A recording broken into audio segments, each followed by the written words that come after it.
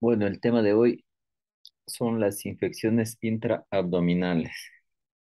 Estas infecciones, como sabemos, constituye un grupo de procesos intraabdominales y también retroperitoneales, desde cuadros localizados hasta infecciones complicadas como la sepsis o shock séptico con elevada mortalidad. Representan la tercera causa de sepsis y la segunda causa de muerte en las unidades de terapia intensiva.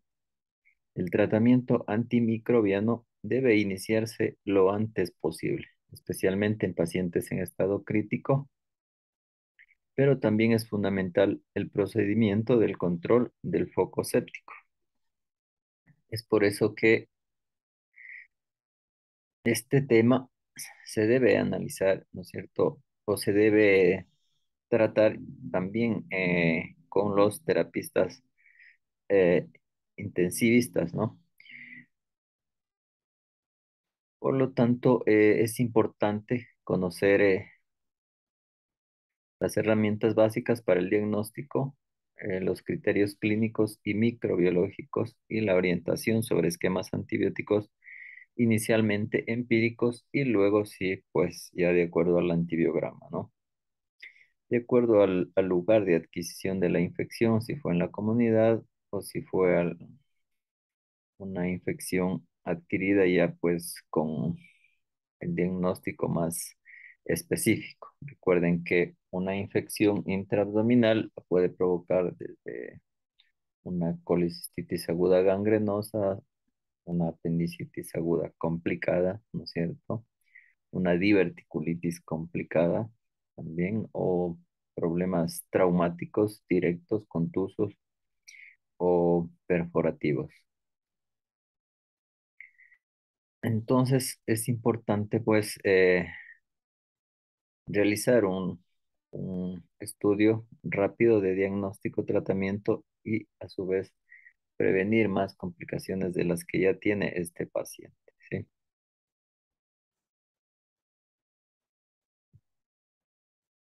Eh, Wilson, usted ayúdenos con un concepto sobre una infección intraabdominal. ¿Qué es para usted? mm, de una ruptura de víscera y sería la proliferación bacteriana que va a comprometer el peritón. Ya, ya, exactamente, eso es lo más grave, ¿no?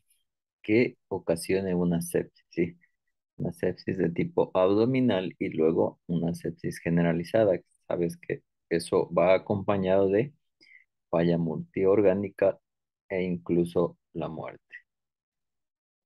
Entonces, las infecciones intraabdominales constituyen un diverso grupo de procesos, tanto intraabdominales, como ya dijimos al principio, y retroperitoneales también, ¿sí? Entonces, estas infecciones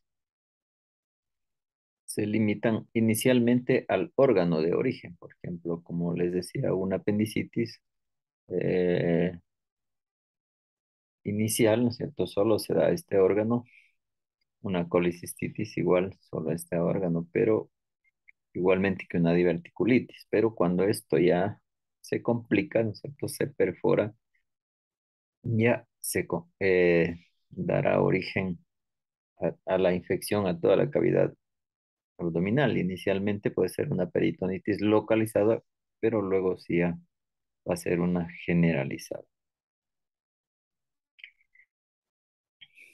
Entonces, incluso después de, hay algún riesgo, ¿no es cierto? Después de alguna intervención quirúrgica por estas patologías, patologías puede formarse los abscesos intraabdominales. Que- Ya, entonces estas infecciones representan la tercera causa de sepsis luego de la neumonía y la infección urinaria. Y la segunda causa de muerte en unidades de terapia intensiva. Entre el 10 al 15% de pacientes con infecciones intraabdominales complicadas presentan sepsis o shock séptico con elevada mortalidad.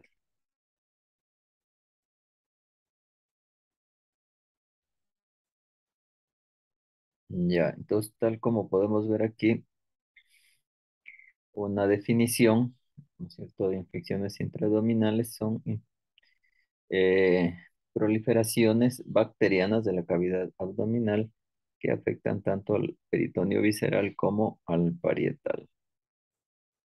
El concepto de peritonitis también abarca las inflamaciones primariamente no bacterianas de la cavidad abdominal. Entonces se puede hablar de peritonitis primaria, secundaria y terciaria, ¿sí? Eso es importante. Entonces, una peritonitis primaria, una peritonitis espontánea, por ejemplo, en niños, sin estar afectado un órgano intraabdominal, ¿no es cierto? Aparece una infección. Espontánea en adultos, igual, ¿sí? Eh, el origen de estas puede ser por vía sanguínea, por vía linfática, ¿sí? Y lejos de la cavidad abdominal, ¿sí? Ya, en pacientes con diálisis peritoneal también pueden presentar una peritonitis. La tuberculosis intraabdominal o peritonítica es otra forma de infección intraabdominal y hay muchas otras formas de infecciones intraabdominales. Entonces, por lo general, la peritonitis primaria, el tratamiento es médico, ¿sí? Como ya se va a ver más adelante, y no requiere cirugía. En cambio, la peritonitis secundaria, pues esta sí es una verdadera sepsis, ¿no es cierto? Inicialmente localizada en el órgano, luego generalizada a nivel de la cavidad peritoneal y luego puede ser ya una sepsis eh, que se va a todo el cuerpo, ¿no es cierto? Entonces, dentro de las principales causas tenemos la peritonitis aguda por perforación, por ejemplo, el tubo digestivo, por cualquier causa. Puede ser por trauma, como ya dije, cuerpos extraños, etcétera. También tenemos necrosis de la pared del intestino, ¿no es cierto? Por hernias encarceradas, puede ser un ejemplo. La peritonitis pélvica, ¿no es cierto? Con una extensión de un absceso tubovárico.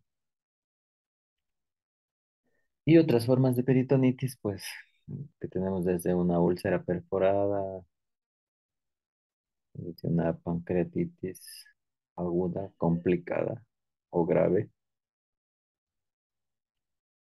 Otros tipos de peritonitis, tenemos la peritonitis postoperatoria.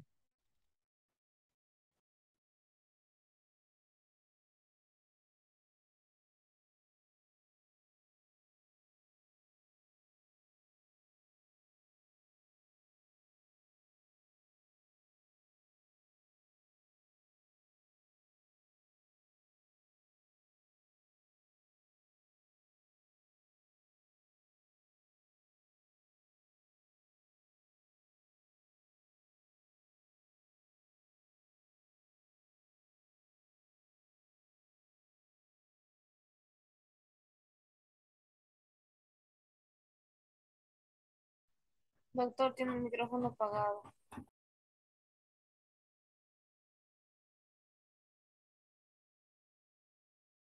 Entonces les decía que la peritonitis, otros tipos de peritonitis, tenemos la posoperatoria por escape anastomótico, ¿no es cierto? Después de una sutura, de una anastomosis, de una asa ciega, otros escapes diatrógenos, como por ejemplo alguna lesión inadvertida. Peritonitis postraumática, pues puede ser un trauma contuso o trauma penetrante.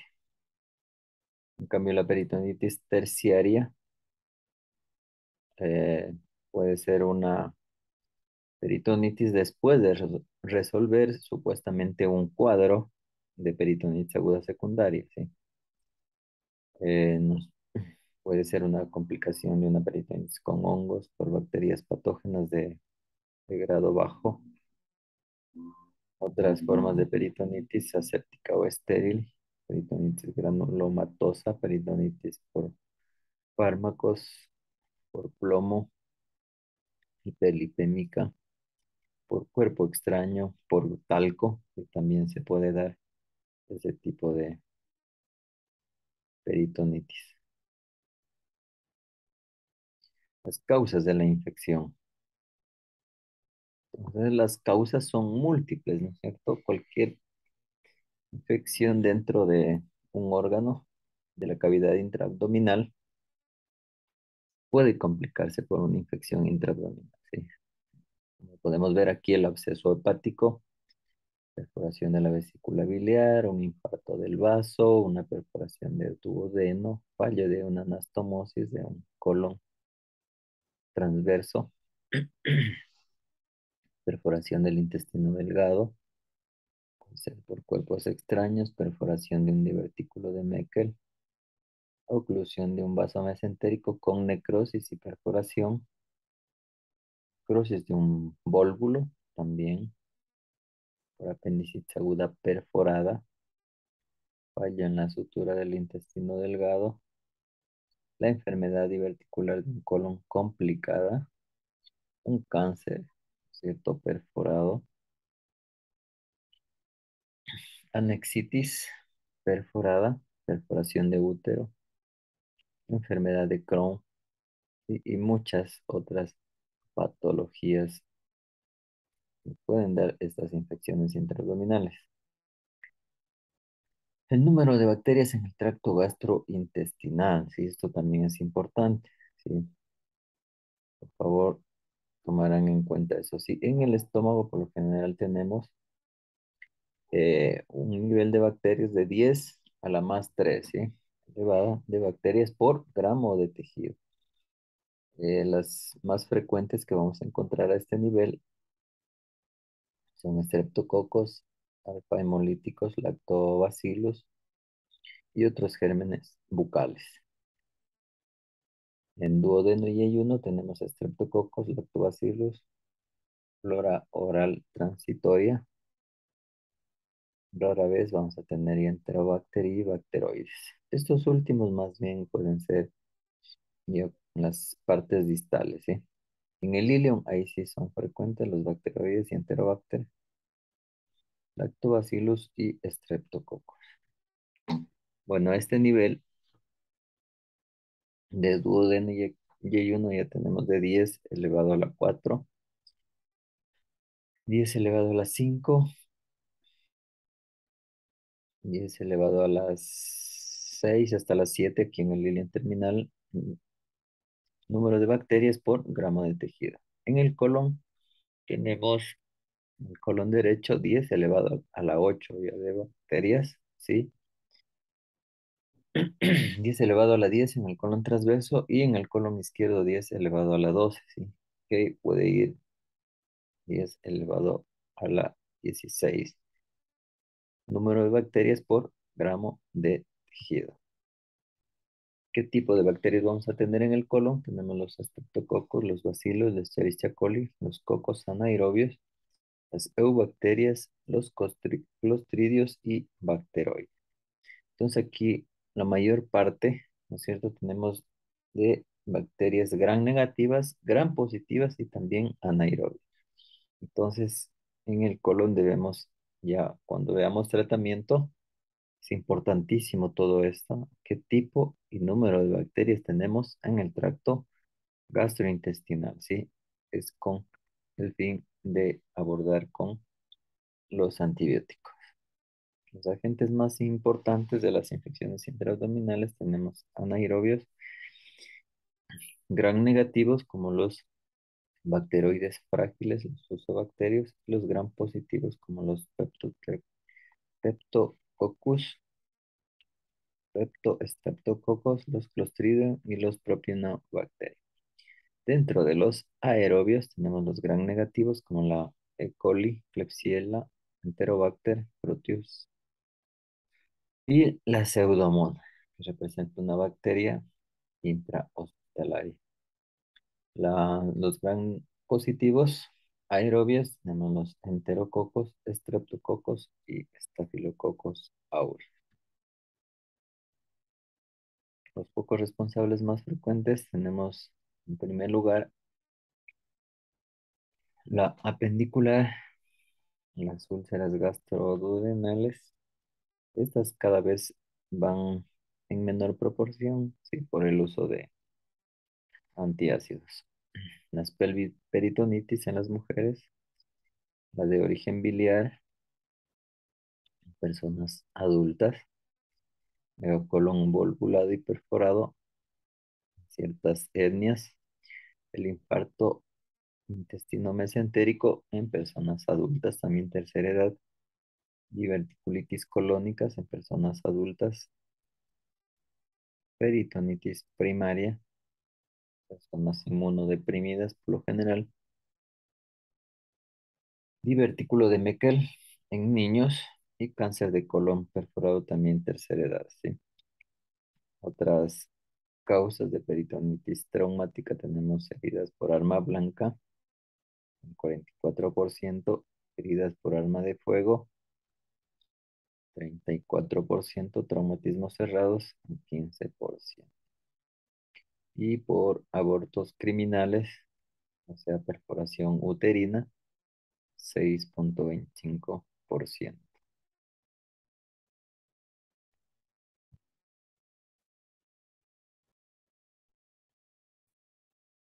En cuanto a la fisiopatología, tenemos, después de una lesión, se liberan de las células cebadas peritoneales histamina, ¿no es cierto? También se activa el complemento y se induce la quimiotaxis.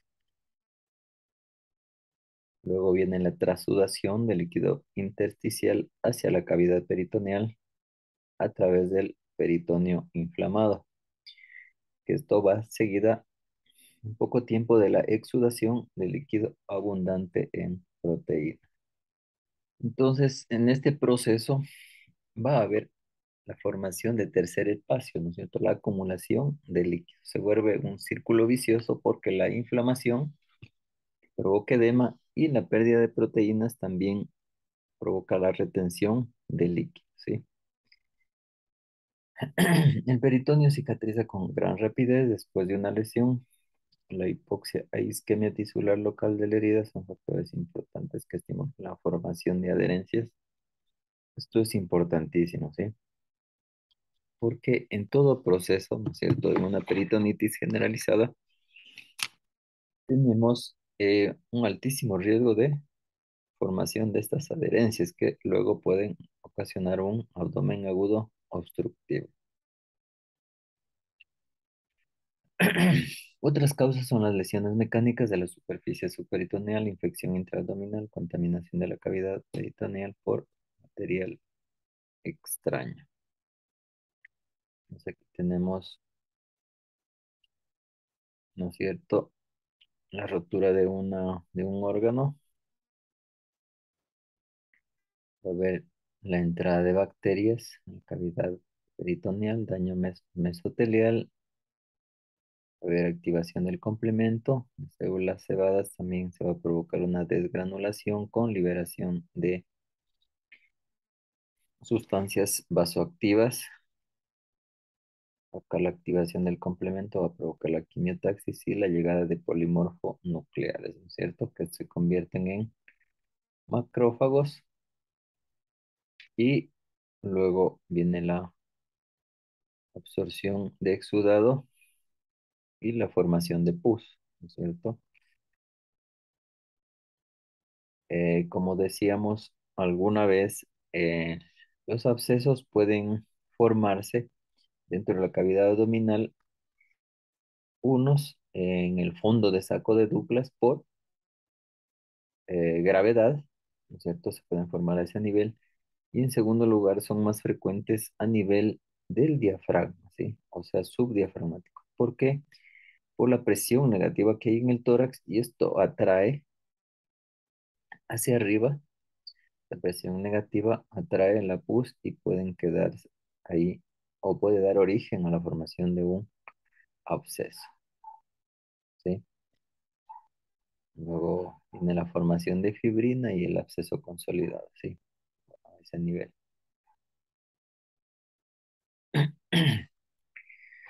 Entonces, eh, el cuerpo, ¿no es cierto?, va a optar por muchas defensas sistémicas.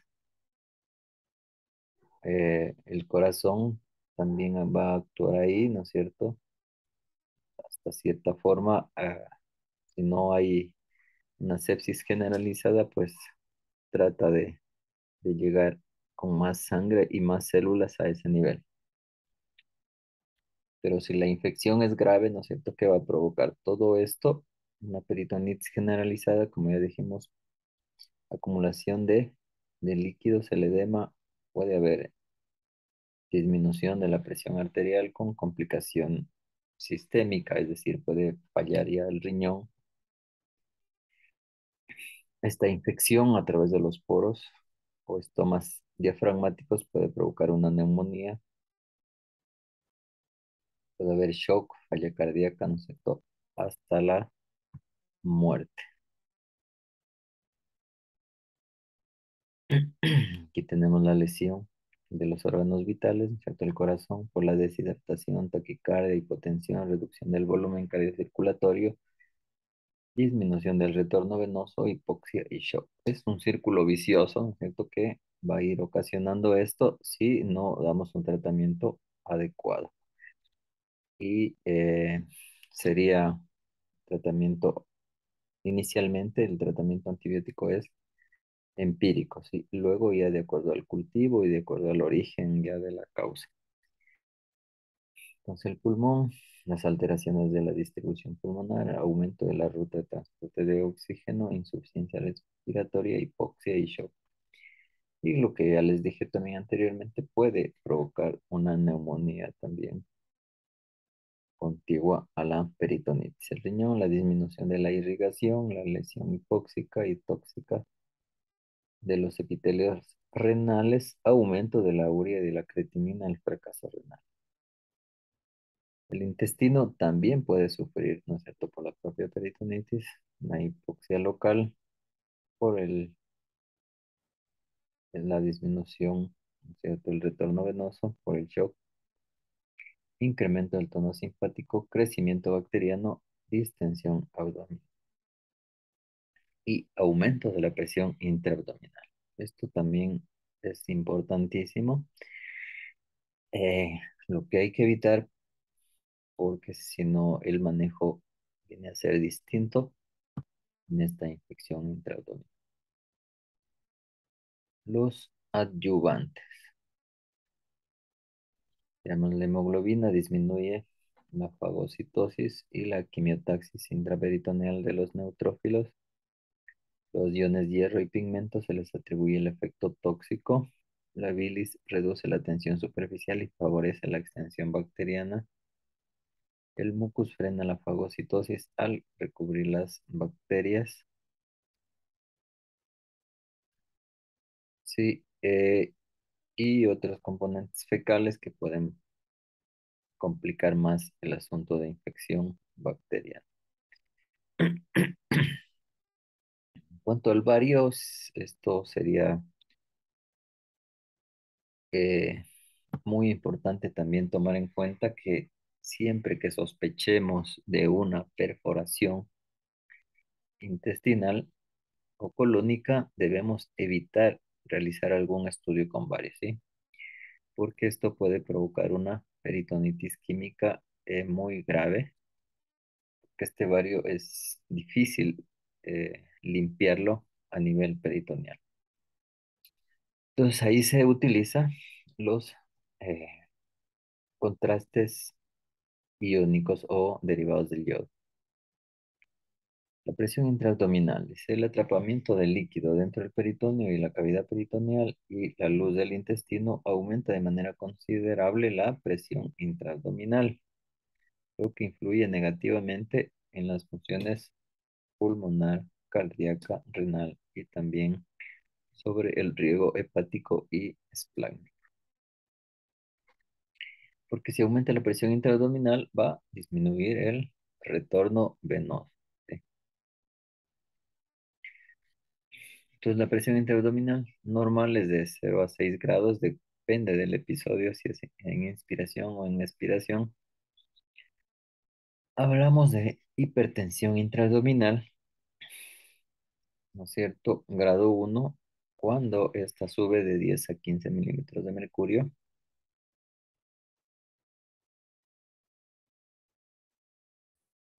Entonces, grado 2, cuando la presión intraabdominal está entre 15 y 25. Grado 3, cuando está entre 25 y 35. Y grado 4, cuando está más allá de 35 milímetros de mercurio.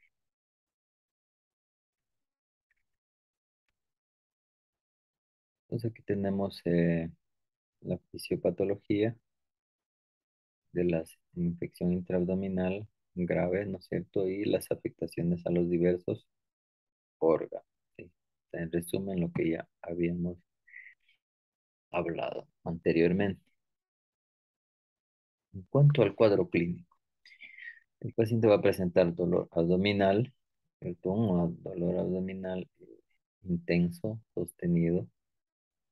El paciente va a adoptar una posición que casi inmóvil, ¿no es cierto? Por lo general es una posición fetal o en gatillo, debido a que si hay mucho movimiento, va a aumentar el dolor. ¿Sí? Casi siempre va a haber anorexia, náuseas que puede acompañarse de vómitos. El paciente va a quejarse de sed, ¿no es cierto? Por la deshidratación debido a la pérdida de líquidos, fiebre, puede estar entre 38,5 grados a 41 grados, taquicardia, la disminución del volumen del pulso periférico palpable indican hipovolemia. La diuresis también va a estar disminuida. La respiración va a ser rápida y superficial. Eso les digo, si hace una respiración profunda, pues le va a doler. La distensión abdominal se debe a un ilio concomitante. Existe timpanismo a la percusión. Igual va a haber dolor a la percusión, con signos peritoneales eh, floridos. A medida que la inflamación se difunde, los ruidos hidroaéreos van disminuyendo hasta desaparecer. Esto se debe al ilio que habíamos hablado. Existe hipersensibilidad en la totalidad del peritoneo afectado. ¿Cómo se llama este signo? Signo de rebote a nivel de todo el abdomen. Bote. Sí, hay un signo de rebote que nos va a dar dolor a nivel de todo el abdomen. ¿Cómo se llama? El de Humber. No. De Brumber No. es solo en la cuadrante inferior derecho o fosa ilíaca derecha. ¿Sí? ¿Alguien Mm, sabe? el Mag. No. Entonces, es el signo de Musi, ¿no es cierto? Signo de Musi positivo es un signo de irritación peritoneal en la peritonitis generalizada, ¿sí? Entonces, todo el abdomen va a estar doloroso, todo el abdomen va a estar hipersensible, ¿sí? No se olvidarán. Justamente estamos hablando de estos dolores de rebote, ¿no es cierto? Y el abdomen en tabla. Es ya cuando ya está pasado algunos días, ¿cierto? Una peritonitis o en perforaciones de víscera hueca, es típico el abdomen en tabla, ¿sí? Es decir, es un abdomen rígido, duro, con contracción involuntaria de la pared abdominal, ¿sí? Eh, es un signo de gravedad. También es importante realizar los exámenes rectales, ¿no es cierto? El tacto rectal en todo paciente con peritonitis aguda nos va a ayudar a realizar un posible diagnóstico o un examen bimanual en mujeres, y rectal y vaginal para determinar el origen de la peritonitis. En cuanto a las pruebas de laboratorio, siempre va a haber leucocitosis con desviación a la izquierda. Inicialmente puede estar elevado el hematocrito, ¿no es cierto?, por hemoconcentración. La urea creatinina también puede estar elevada por ya falla renal inicial, alteración del equilibrio ácido-base, En la puede haber hipernatremia o una hipocalemia.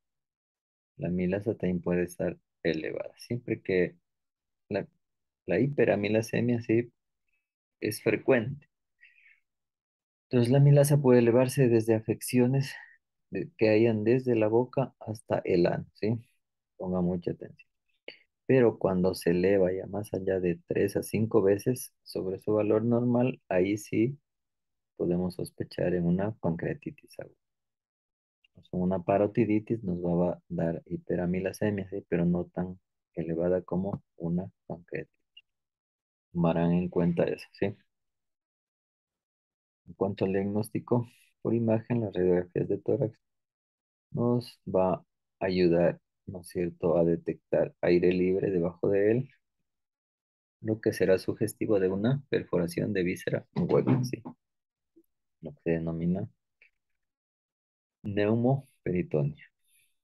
En la radiología de abdomen podemos ver ensanchamiento del espacio entre las asas vecinas del intestino, edema interasa. El edema también puede ocultar las líneas de grasa preperitoneales del flanco.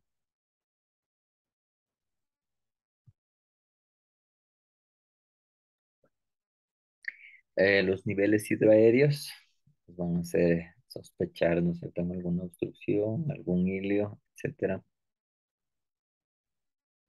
Es por eso que es importante realizar las radiografías en dos posiciones y para ver el patrón gaseoso y los niveles hidroaéreos. Entonces, solo van a haber niveles muy sugestivos de alguna patología en la RX simple de abdomen.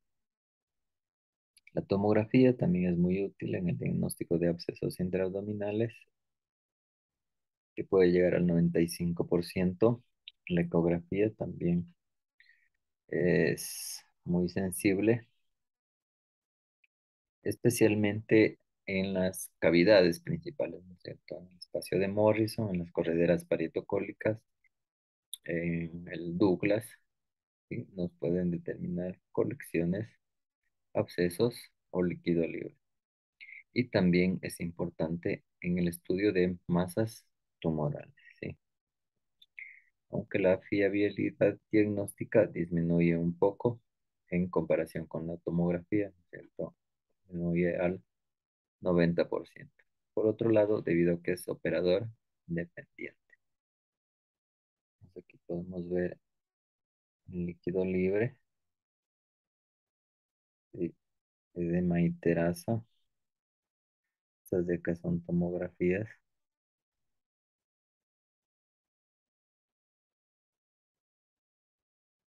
Y aquí están unos abscesos. Entonces, en la región pélvica.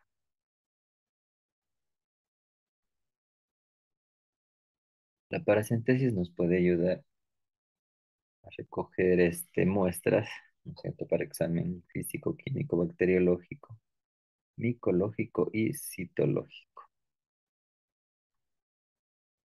Silvia, ¿nos ayuda con qué es el examen citológico? ¿A qué se refiere? Busca estudiar lo que son las células, en este caso de forma microscópica y, o sea, tiende a ser importante sobre todo para ver si es que hay alguna alteración a nivel celular. Ya, para hacer el diagnóstico de, Por ejemplo, un cáncer de cuello uterino puede ser una citología.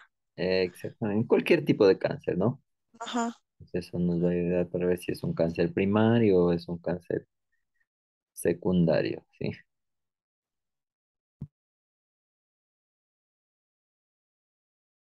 Entonces, por lo general se realiza con una aguja, ¿no es cierto? Dice, se puede introducir entre las sínfisis del pubis y la cicatriz umbilical. La mayor parte de técnicas las describen que se puede empezar en la fosa ilíaca izquierda, ¿sí?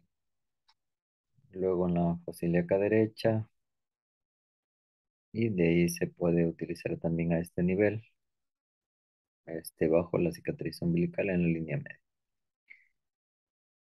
Hay que coger una muestra representativa, mínimo unos 10 ml, ¿sí?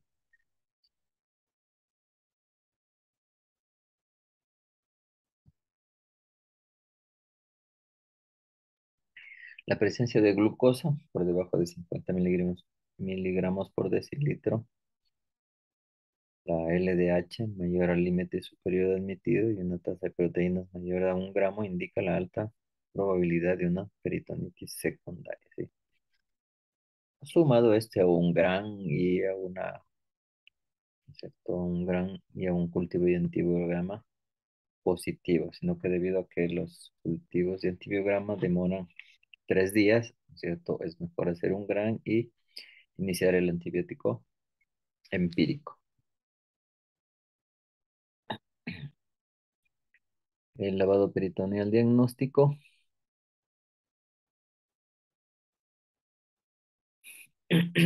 se realiza, es un procedimiento invasivo, ¿no es cierto? Esto se realiza a través de una incisión a nivel del ombligo. Puede ser de 1/2 centímetro a 1 centímetro. Inicialmente, pues si hay bastante líquido libre, se va a aspirar y ahí ya nos va a dar una buena muestra representativa. Pero si esto no se logra, se puede introducir 1000 ml de solución salina o lactato de Ringer y luego aspirarlo, ¿sí?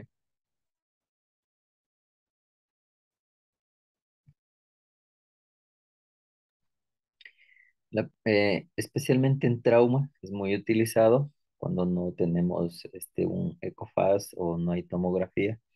Se puede realizar este lavado peritoneal diagnóstico. La prueba es positiva si se reportan gas, ¿no es cierto?, líquido turbio o purulento o restos alimenticios, bilis, un líquido fétido, ¿no es cierto? Va a dar positivo y toca hacer una laparoscopía o laparotomía.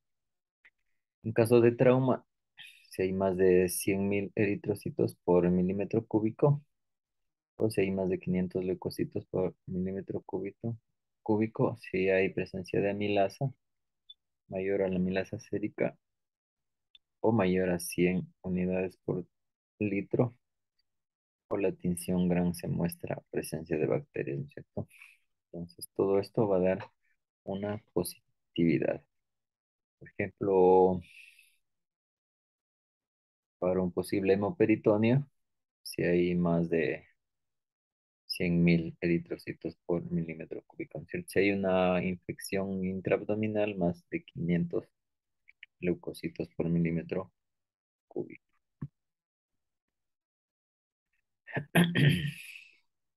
Los abscesos intraabdominales, estos se producen cuando las defensas consiguen, mediante la formación de fibrina, encapsular masas de bacterias que afluyen a la cavidad abdominal libre. O sea, se forman estas colecciones que pueden presentarse en cualquier lugar, ¿no es cierto?, del abdomen. El tiempo de la manifestación depende de la causa clínica, ¿no es cierto? Si está perforada, más aún. Que tenemos la fisiopatología de la formación de los abscesos, que ya habíamos visto también anteriormente, y todo lo que es la migración de los fagocitos, la muerte de estos de 3 a 5 días, la liberación de enzimas, la licuación del absceso. Por otro lado, va a haber la multiplicación de bacterias, la liberación de toxinas, de lipasas, enzimas proteolíticas, hialuronidasas, ribonucleasas, ¿cierto?, y otras enzimas. La acumulación de estos metabolitos sí van a provocar un aumento de la osmolalidad, lo que va a haber un aumento de la presión, ¿cierto? El edema, la formación de fibrina, la formación de esa membrana piógena, aumento de la permeabilidad y el exudado es el círculo vicioso, ¿no es cierto? Y va aumentando el edema, va aumentando la presión intraabdominal y va a ocasionar todo lo que ya vimos anteriormente. Entonces aquí está la localización de los abscesos, ¿no es cierto? Sufrénico, hepático, infrahepático, inframesentérico o interasa también puede ser. Paracólico en las correderas, puede ser paracólica izquierda, paracólica derecha, retroperitoneal y en el espacio de Douglas, ¿sí? Que habíamos manifestado anteriormente. Entonces, en cuanto al tratamiento, ¿no es cierto? Este se apoya en tres principios. La terapia, un tratamiento quirúrgico que elimina el absceso, ¿no es cierto? Que se drena el absceso. La terapia antibiótica, inicialmente dijimos era empírica, y luego ya de acuerdo al cultivo y antibiograma, y la terapia intensiva, que controle y estabilice al paciente, o sea, controle las lesiones secundarias o las posibles fallas multiorgánicas. Entonces, la terapia óptima incluye estos tres principios básicos que ya mencionamos, ¿no es cierto? La cirugía, los antibióticos y la terapia intensiva. Entonces, tratamiento antibiótico se orienta en el espectro típico conocido de los agentes infecciosos anaerobios y aerobios, que ya manifestamos inicialmente. Toma en cuenta la patogenia diversa de los agentes infecciosos y efectos combinados, sinérgicos y antagónicos. Tenemos que se basa en los resultados de estudios controlados clínicamente, de acuerdo a los estudios que se han hecho también, ¿verdad? Agentes infecciosos aislados en un estudio en 900 infecciones intraabdominales. Tenemos dentro de las bacterias aerobias, la E. coli, enterococos, proteus, la Klebsiella. Entre las bacterias anaerobias obligadas tenemos los bacteroides, clostridios y otros, ¿sí? Y que esto depende pues también de las principales causas de las infecciones intraabdominales.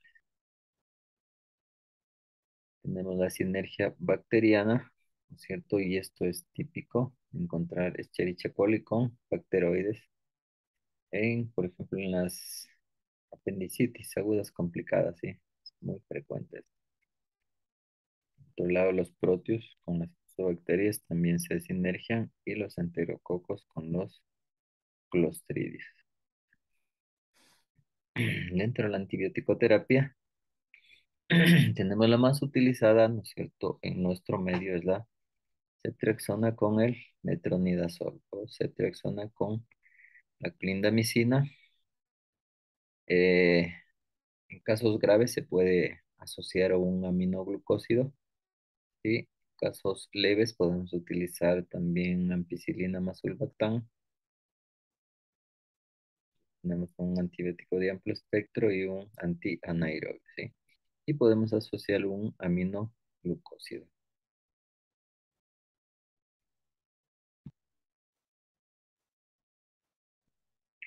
En la terapia intensiva, el objetivo es la recuperación de los signos vitales, la disminución de lesiones extraabdominales, de órganos extraabdominales por agentes tóxicos, ¿no es cierto? Por ejemplo, estabilizar o tratar la insuficiencia pulmonar, la insuficiencia cardíaca, la insuficiencia renal, el paralítico y el shock séptico, ¿sí? Los criterios de infección intraabdominal grave cuando tengamos uno o más de estos siguientes que vamos a enumerar, ¿no es cierto? Sepsis, shock séptico, Apache 2 mayor de 15 y lactato mayor de 2 milimoles por litro. Están los conceptos de sepsis, infección documentada, más un aumento agudo mayor de 2 puntos en el score de SOFA, por sus siglas en inglés, ¿no es cierto? En la Sequential Organ of Failure Assessment Score. Shock séptico, sepsis con requerimiento de soporte vasopresor para mantener la tensión arterial mayor a 65 milímetros de mercurio y lactato mayor a 2 milimoles por litro, luego de corregir la hipovolemia. En el shock séptico tenemos una mortalidad mayor al 40%. En cuanto a la terapia quirúrgica,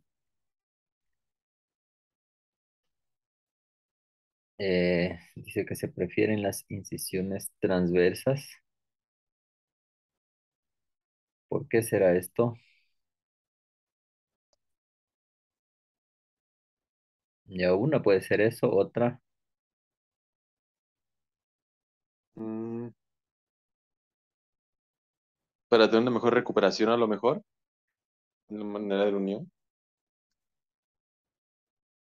Esto de la incisión en la línea media o transversa, esto está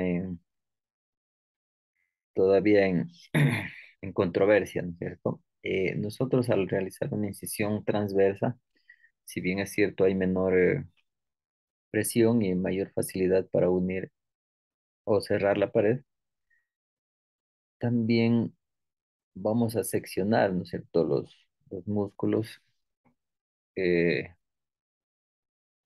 anchos y los músculos longitudinales, como son los rectos abdominales. Entonces vamos a debilitar la pared por ese lado. Las incisiones en la línea media son mucho más fisiológicas, ¿sí? Por eso que actualmente ya se está nuevamente optando por las incisiones en la línea media, ¿sí? Eh, son a veces como modas, ¿no? Que primero en la línea media, luego incisiones transversas y luego se regresa a la línea media. Entonces eso es ya lo más actual. Dice saneamiento del foco, solamente mediante la eliminación del foco séptico, juntamente con el lavado profuso de la cavidad, se reduce, ¿no es cierto?, la carga bacteriana y sumado al antibiótico, pues va a actuar favorablemente. La limpieza de la cavidad abdominal por Torunda dice un extenso lavado de unos 10 litros, un lavado posoperatorio continuo. Esto es un poco relativo también. Unos utilizan 10 hasta 20 litros, incluso ahí en nuestro hospital, y algunos utilizamos la cantidad suficiente, ¿no es cierto?, como para disminuir la cantidad, el número de bacterias, ¿sí? O la carga bacteriana. Creo que unos 2 o 3 litros es más que suficiente para hacer un buen lavado y aspirado, sea en cirugía abierta o en cirugía laparoscópica. Lavado por etapas, eliminación segura de la causa, eliminación segura de las toxinas, ausencia de complicaciones de drenaje, esquema terapéutico versátil, diagnóstica y terapia prematura de complicaciones. Hay una escuela que recomendaba este lavado por etapas, lavado abundante y no se dejaba drenes, ¿sí? En cambio, cuando se hace un lavado con no mucha cantidad de líquidos, se acostumbra a dejar un par de drenes a cada lado, si un derecho y un izquierdo, que incluya el fondo de saco de Douglas y las correderas. Entonces, esto nos va a ayudar mucho a eliminar también restos de líquidos que queden ahí o líquido purulento. Aquí está el curso cronológico de la terapia de lavado por etapas. Es una, les decía, es una forma también de eliminar el foco séptico. Empieza la cavidad, o sea, drenaje del absceso, orden de los volúmenes intestinales, cierre de adaptación sin tensión y sin drenaje, reintervención a las 24 horas, control del foco, limpieza de la cavidad abdominal, cierre de adaptación sin tensión y sin drenaje. Tres otras operaciones adicionales transcurrir a las 24 horas hasta que la cavidad abdominal esté limpia, eventual revisión del cierre de adaptación. La última operación ante una cavidad abdominal limpia, exudado claro, buen peristaltismo intestinal, disminución del edema. Luego viene el cierre definitivo de la cavidad por medio de suturas fascias con puntos sueltos y sutura continua de la piel con nylon.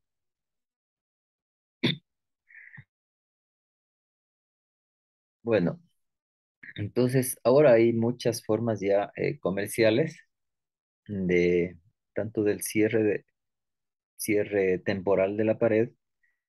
Esto especialmente cuando hay, eso les decía, cuando hay hipertensión intraabdominal, ¿sí? O un síndrome compartimental abdominal. Hay una peritonitis muy grave, ¿sí? Ahí no se aconseja cerrar el abdomen hasta que quede la cavidad limpia, ¿no es cierto? Hasta que disminuya el edema, hasta que haya peristaltismo abdominal. Entonces, uno puede ser la bolsa de Bogotá, hay otros tipos de cierres o bolsas comerciales con cierre incluso, le permite abrir y cerrar la cavidad cuando se desee. Una es para observar directamente las asas, cómo están o cómo van evolucionando día a día, y otra para ver si hay si ya no hay la presencia de fibrina o pus. Hay otras formas comerciales que vienen con aspiración o compresión negativa, ¿sí? Y claro, este paciente va al quirófano y regresa a UCI. Va al quirófano y regresa a UCI, ¿sí? El lavado por etapas. Es similar a un tipo de cirugía de control de daños, pero esto es en infecciones intraabdominales.